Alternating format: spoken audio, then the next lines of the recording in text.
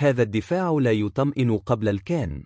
الهلالي نقطة ضوء بالمطلق، حتى والركراكي يقول أنه راض على هذا المركز، فالمنظور العام يقول أنه نقطة ضعف واضحة بين كل مراكز الفريق الوطني.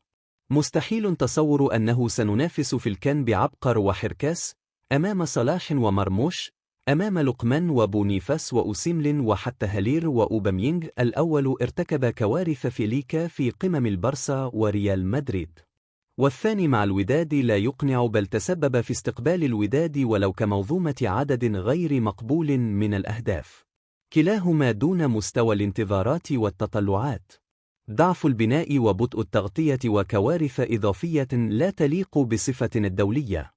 اليميق مع الوحدة السعودي بدوره في أسوأ نسخه، وقد استقبل الوحدة شلالا من الأهداف هذا الموسم، والعامل الذي يخدمه هو خبرته فقط.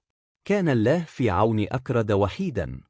ولو أن الهلالي هو نقطة ضوء للعب معه في العمق، حتى لو قال الركراكي عكس ذلك.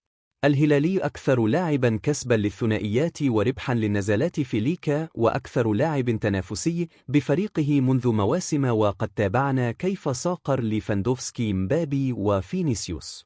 لذلك تسخير الهلالي في هذا المركز ولو بريكور أفضل بكثير ممن ذكرناهم. وأنتم ما رأيكم في دفاع المنتخب؟